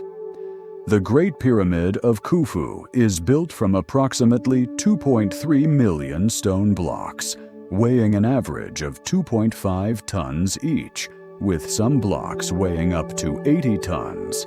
It was completed around 2560 BCE. For 3,800 years, it was the tallest man-made structure in the world. The precision of its construction, aligned to the cardinal directions within a fraction of a degree, with an enormous engineering challenge in terms of sourcing, transporting, and placing millions of tons of stone, remains genuinely impressive by any era's standards. The conventional explanation involves ramps, sledges, water lubrication, and thousands of workers organized with extraordinary efficiency. This explanation is supported by substantial evidence. Workers' villages have been excavated near Giza, complete with bakeries and breweries and administrative records. The workers were not slaves. The records show they were skilled laborers who received wages, medical care, and a decent diet. They were organized into gangs with names and foremen and a management hierarchy. But there's one persistent mystery that the ramp theory doesn't fully resolve. How did they build the upper portions of the pyramid? As the structure got higher, the ramps would have had to be incredibly long enough that the volume of material in the ramps themselves would have rivaled the volume of the pyramid, and no evidence of such enormous ramps has been found. The hydraulic lift theory, which we touched on briefly in Chapter 6, suggests that the underground water system at Saqqara, and possibly at Giza as well, was used to power a primitive hydraulic elevator that lifted heavy stones as water pressure rose in sealed chambers. It's speculative, it's contested, but it's the kind of theory that takes root when the conventional explanation has unexplained gaps. What we do know from the evidence that's been verified and published is this: the ancient Egyptians were extraordinary engineers who understood geometry, hydrology, and materials science in ways that consistently surprise modern researchers. Whatever method they used to build the pyramids worked. The evidence is still standing. Now let's talk about someone who's been silent for 3,000 years. And what happened when a CT scanner finally gave her a voice? Open loop. Lady Chanetta died in ancient Egypt approximately 3,000 years ago. For the last century, she's been one of the most popular exhibits at the Field Museum in Chicago. In 2023, a mobile CT scanner was brought to the museum's parking lot, and what it revealed about how she was prepared for the afterlife is something that no one expected. But let's talk about the L-shaped structure specifically, because it's the one discovery that's been definitively verified. The team that found it, led by Motoyuki Sato, a professor at Tohoku University in Japan, published their findings in a peer-reviewed journal. This is not speculative data. This is verified, reviewed, accepted science. Between 2021 and 2023, using electrical resistivity tomography, which works by sending electrical currents through the ground and mapping the resistance, and ground-penetrating radar, they surveyed an area of the Western Cemetery at Giza that had no visible surface structures. An empty patch in the middle of hundreds of mastaba tombs. The L-shaped anomaly they found is about 33 feet long, buried roughly 6.5 feet below the surface, and shows sharp, geometrically precise angles.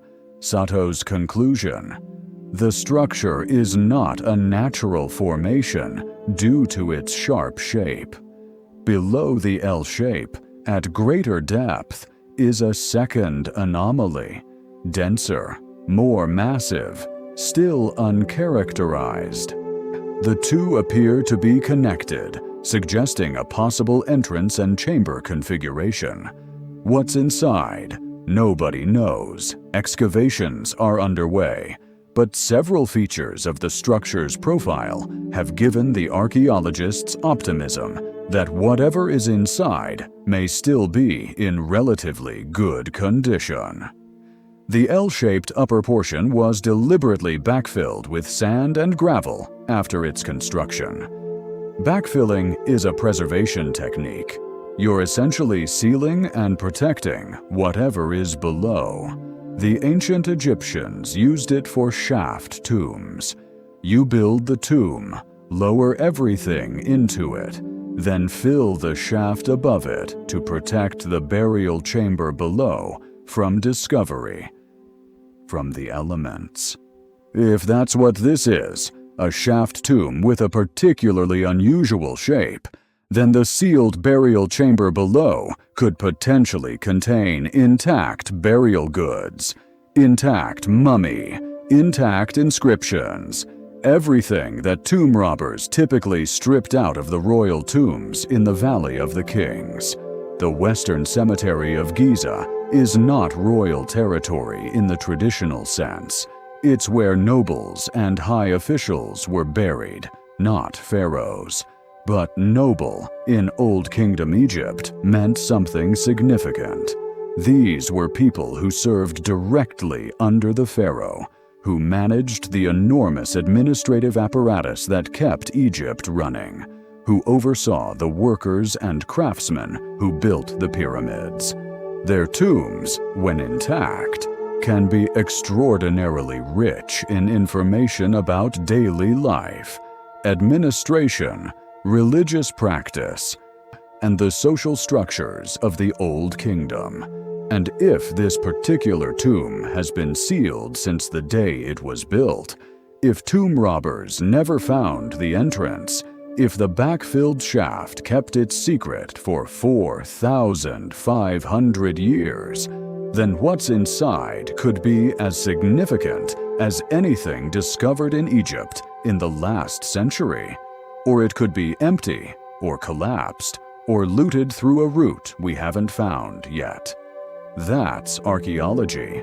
You excavate, and you find out what the evidence actually says, rather than what you hoped it might say. But even in its uncertainty, even in the careful hedging of a scientific team that doesn't want to overpromise, this discovery is genuinely exciting.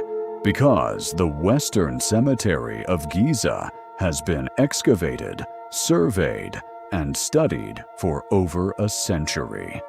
The idea that something significant has been hiding in plain sight, in the middle of one of the most intensively studied archaeological sites on Earth, is both humbling and thrilling.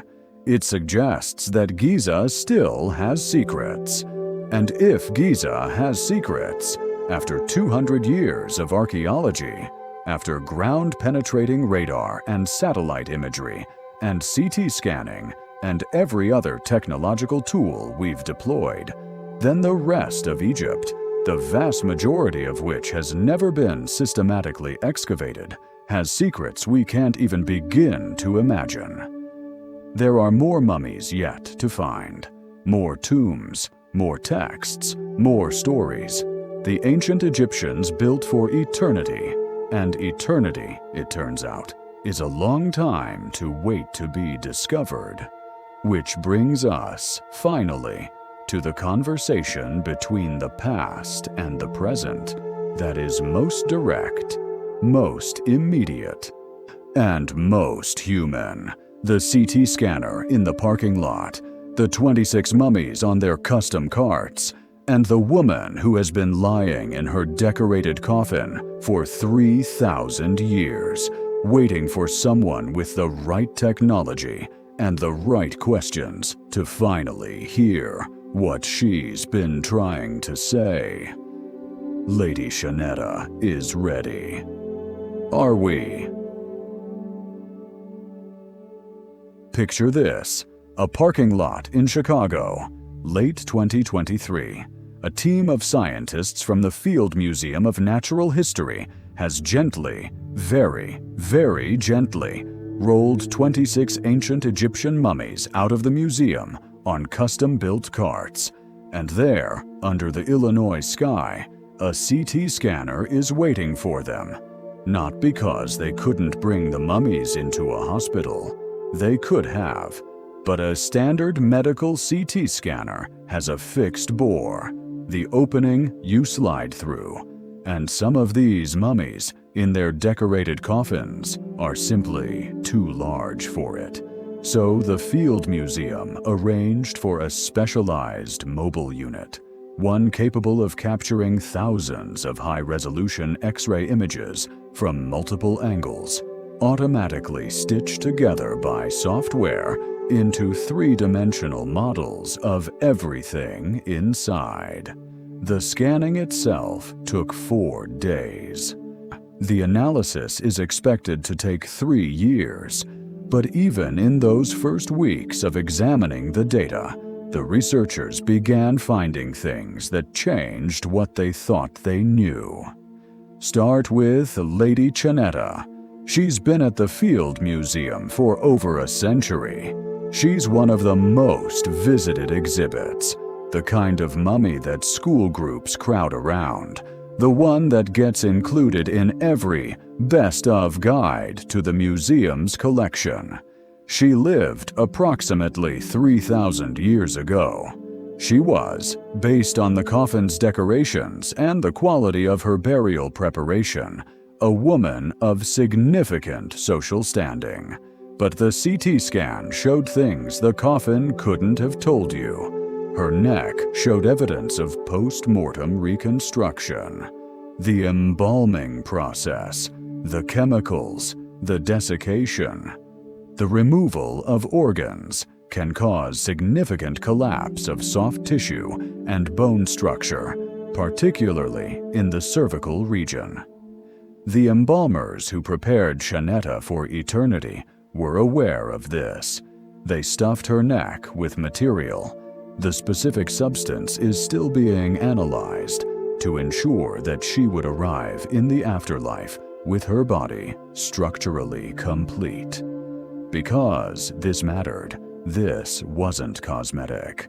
The Egyptians believed the body needed to be physically intact for the BA, the soul, to recognize it and return to it.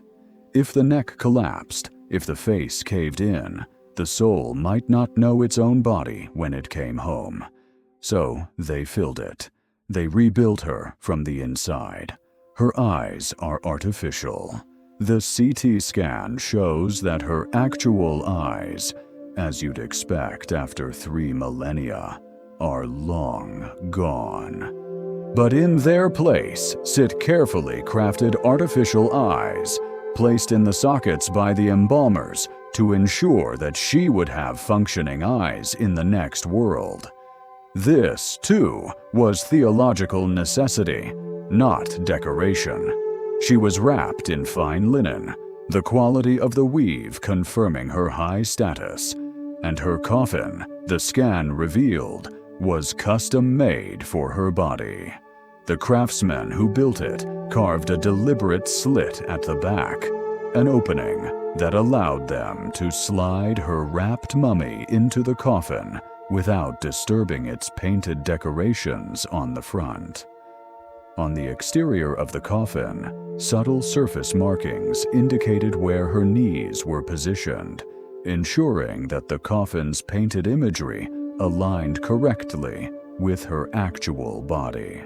The Field Museum's director of anthropology described it as being on the scale of a high-end luxury car.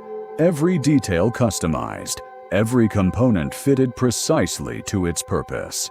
But Lady Chanetta isn't the most startling CT scan story in recent Egyptian archaeology. That distinction goes to a mummy discovered in the late 1800s, placed in a coffin that was supposed to belong to a male priest, and somehow, through the confusion and occasionally unscrupulous practices of 19th century Egyptian antiquities trading, where dealers would routinely mix up coffins and mummies to satisfy demanding collectors, ended up in a museum labeled as male. When researchers finally scanned this mummy in 2021, they made a discovery that rewrote the textbooks. She was pregnant. The mummy, now known as the Warsaw Mummy Project, because she's held at the National Museum in Warsaw, was carrying a fetus approximately 26 to 30 weeks into development, a late-term pregnancy. She died and was embalmed, still carrying her child. She was 20 to 30 years old. She was buried with amulets, a high-status burial, the material evidence of a woman from the upper social strata of ancient Egyptian society. She lived approximately 2,000 years ago, in the Ptolemaic period, the same era as the Bashiri mummy we started this story with. Why wasn't the fetus removed? This is one of the most debated questions in Egyptology right now. Standard embalming practice involved removing internal organs. The stomach, lungs, liver, and intestines were extracted, preserved separately, and placed in canopic jars. So the presence of the fetus, which was not removed, was not mummified separately, was left in place, is deeply unusual. One possibility is that the embalmers considered the fetus part of the mother's body, spiritually inseparable from her. To remove it would be to send her into the afterlife incomplete. Another possibility is that the pregnancy was not known. If the woman died of illness, or suddenly, the embalmers may not have been aware of the full-term pregnancy beneath the surface. A third possibility involves religious considerations about the sacredness of unborn life that we don't yet fully understand. Whatever the reason, the discovery created a new field of inquiry.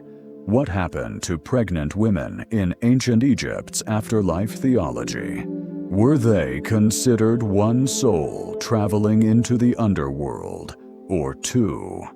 Is there a fetus in the afterlife, waiting for a mother who's been mummified separately? These are not trivial questions in a culture where the exact mechanics of the soul's journey through the underworld were meticulously documented, debated, and revised over 3,000 years. The CT scanner, that thoroughly modern piece of technology, that parking lot miracle, is doing something the ancient Egyptians would have found both impossible and entirely appropriate. It's letting us read the body as a text, every bone a sentence, every preserved tissue a paragraph, every piece of deliberate embalming work a theological statement. We are, quite literally, learning to read the dead. And the most extraordinary reading of all was the discovery near Cairo of a mummy the Egyptian Museum's director described as a man named Hekashepes. He was found in a group of tombs near the step pyramid of Djoser at Saqqara. His body was covered in layers of gold, and he dates to approximately 4,300 years ago, making him the oldest, most complete, most spectacularly preserved mummy yet found in Egypt. 4,300 years. To put that in perspective, King Tutankhamun, the world's most famous mummy, was buried about 3,300 years ago. Hekashepes predates him by a full millennium. He wore a band on his head, a bracelet on his chest, a tunic wrapped with a belt. The gold that covered him was not incidental decoration. It was applied as part of the embalming process, a choice that required extraordinary resources and spoke to extraordinary status. Who was Hekashepes? We know his name, we know his wealth, we know his era, and we know, from the other tombs found in the same complex, that he was buried alongside people of significant importance, an ancient Egyptian official of high rank, and a person whose title translates to something like Keeper of Secrets, someone who had the authority to perform special religious ceremonies that ordinary people were not permitted to witness. The Keeper of Secrets, the oldest complete mummy in Egypt, the pregnant woman who was buried with her unborn child, the woman who had her neck rebuilt by craftsmen who took enormous care to ensure her afterlife body was complete. All of them speaking to us now across thousands of years of silence because we finally have the tools to listen. And what they're saying, all of them, in their different ways, is, we thought about death much more carefully than you do. We had specific, detailed, technically sophisticated plans for what happened after, and we executed those plans with a level of care and craft that 3,000 years of burial, decay, and tomb robbery has not entirely erased. The ancient Egyptians believed that the body was a text that the soul would need to read when it returned from its journey through the underworld. that the wrappings, the amulets, the decorations, the rebuilt tissues, all of it was information. Instructions, a map for the returning soul. We're reading their map now. And what the map reveals in its final pages is both a warning and a challenge. Let's come back to where we started. The Bashiri mummy, sitting untouched in its case at the Egyptian Museum, its pyramid-patterned face of linen, its ambiguous name, its secrets intact, preserved precisely because the people who found it had the wisdom to recognize the limits of their own knowledge and say, "Not yet." We have spent 10 chapters traveling through 4,300 years of Egyptian history. We've seen what happens when patience wins. The Bashiri mummy, Senebkay, the carefully preserved Lady Chanetta, and what happens when impatience costs us something irreplaceable. Tutankhamun's carbonized wrappings, the chiseled-out mummy, the information that turned to dust the moment it was exposed to air. We've traced the rise and fall of the Abydos Dynasty, whose ghost pharaohs barely left a trace in the historical record, but whose bones, discovered by patient archaeologists, have told us more about the violence of the Second Intermediate Period than any monument could. We've followed the deliberate erasure of Hatshepsut, the most successful female pharaoh in Egyptian history, and watched history reverse engineer its own attempted destruction. We've peered into the impossible precision of the Serapeum's granite boxes and admitted that we don't fully know what we're looking at. And we've stood at the threshold of the Giza plateaus underground, where satellites and ground-penetrating radar are beginning to reveal something that no textbook has yet had to account for. The ancient Egyptian texts that are speaking to us through CT scanners, through satellite imagery, through forensic anthropology, through the painstaking reconstruction of shattered statues and chiseled cartouches, are saying something remarkably consistent, something that cuts across 3,000 years of dynasties and theological revisions and cultural change.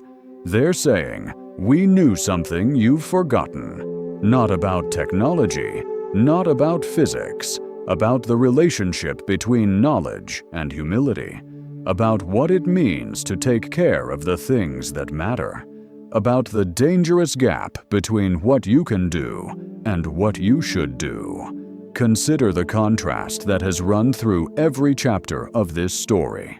The ancient Egyptians who prepared Lady Chanetta for burial understood that her neck would collapse. They didn't shrug, they fixed it. They did the work of rebuilding a body they knew would spend eternity in the dark, because they believed, with complete conviction, that the soul would return to that body one day, and it needed to be right. The archaeologists who encountered Tutankhamun's mummy in 1925 understood that it was fragile beyond measure. They worked slowly, carefully, with the best tools available to them, and they still caused damage that can never be undone, not because they were careless, but because they were human, with limited tools and limited time and the understandable urgency of a discovery the whole world was watching. The lesson isn't that the archaeologists were wrong to open the tomb. The lesson is that knowledge always comes at a cost, and the cost is sometimes irreversible, and wisdom consists in being honest about that before you start, not after. The ancient Egyptians understood this. Their entire funerary system was built on the premise that some things, once broken, cannot be fixed, that the body in the coffin and the soul on its journey through the underworld were in a relationship of mutual dependency, and that the body's integrity, its literal, physical wholeness, was not optional. You took care of it. You did the work. You rebuilt the neck. You placed the artificial eyes. You wrapped each finger separately. Because if you didn't, there were consequences that no amount of good intentions could reverse. We've spent the last century applying that lesson selectively. We've been extraordinary at extracting information from ancient remains. The DNA analysis that identified Tutankhamun's parents. The CT scans that revealed Lady Chanetta's secrets. The forensic anthropology that read 18 battle wounds in Senebkay's bones. The satellite technology that may have found an underground city beneath the oldest monuments on Earth. But we've been less thoughtful about what we lose in the process of finding out. Every mummy unwrapped is a mummy that can never be re-examined with the tools we'll have in 50 years. Every tomb opened prematurely is a site contaminated for future, more sophisticated analysis. The Egyptian Museum's X-ray of the Bashiri mummy didn't destroy anything. The CT scan of Lady Chanetta didn't damage a single linen thread. But the chisels used to extract Tutankhamun from his golden coffin, those left marks that no future technology can erase. There's a second warning in the ancient texts, and it's more uncomfortable. Multiple times throughout this story, we've encountered the deliberate erasure of history, the targeting of cartouches, the defacing of statues, the burial of inconvenient evidence under new construction. Hatshepsut, the nameless pharaoh of Abydos, the deliberate destruction of identity as a political act. And the texts, the actual hieroglyphic texts, the books of the dead, the pyramid texts, the coffin texts that articulate the full theology of ancient Egyptian afterlife belief, are unanimous on this point. The destruction of the name is the destruction of the person. The Ren, the soul, cannot continue without it. They were writing about the supernatural, but they were also, without knowing it, writing about historiography, about how civilizations are built from accumulated memory, and how quickly that memory can be disrupted by deliberate erasure or simple neglect. We know about Senebkay because someone thought to look in the right place in 2014. We're learning about the nameless pharaoh of Abydos because a joint US-Egyptian team decided to dig beneath Anubis Mountain in 2025. Hatshepsut survived because her obelisk was too large to demolish, and her statues were thrown into a pit rather than ground to dust. But how many haven't survived? How many Ren have been lost beyond recovery? The Serapeum's inscriptions that no one could read. The Bashplemi tablet in Georgia with its 39 unidentifiable symbols. The Phaistos disc from the Minoan civilization, still undecoded after more than a century of trying. We have a catastrophic backlog of things the ancient world was trying to tell us, and we are only now developing the tools to hear. The final message of the ancient Egyptian texts, the one that cuts across the theological specifics, across the names of deities and the specifics of funerary ritual, is about the urgency of preservation. About the understanding that you are not the last generation, that the people who come after you will want to know what you knew, and that your job as a civilization, is to make that possible. They built the pyramids to last forever, and they've lasted 4,500 years. They wrapped their dead with extraordinary care, and we can still read the results. They carved their names in stone, and some of those names, despite determined efforts to erase them, are still visible today. They were trying to send us a message. The message is, everything matters. Everything you know, everything you discover, everything you create, take care of it. Not for yourself, for the people who come after. And the corollary, the warning underneath the message, the things you destroy carelessly, you destroy forever. Not just for yourself, for everyone. The Bashiri mummy sits in its case in Cairo, untouched, preserving a pyramidal pattern on its face that might be the only example of its kind in existence. Waiting for the day when someone will have the right tools, the right knowledge, the right understanding, and the wisdom to know that day has finally come. That day hasn't arrived yet, but somewhere in a lab, a graduate student is working on imaging technology that might finally let us see what's inside without touching a single thread. Somewhere, the analysis of the Giza Plateau's underground data is continuing. Somewhere, the excavation at Abydos is revealing, one bucket of sand at a time, the identity of a pharaoh who has been nameless for 3,600 years. The ancient texts are speaking, slowly, imperfectly, in fragments and hints and readings that require technology they couldn't have imagined and patience they would have recognized. And what they're saying, what the mummies and the monuments and the broken cartouches and the granite boxes and the golden burial suites and the pregnant woman and the warrior king and the female pharaoh who outlasted everyone who tried to erase her are all saying, together, in chorus, across thousands of years of silence, is this: we were here, we knew things, we took care, we tried to leave you what we knew. Now it's your turn. Don't screw it up.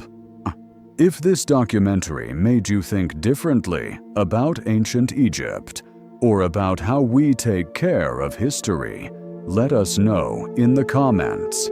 And if you want to keep exploring these stories, we've linked every source, every study, and every archaeological team mentioned in this video in the description below. The Abydos excavation is ongoing. The Giza underground findings are still being debated. The Bashiri mummy is still waiting. This story isn't finished. It never was.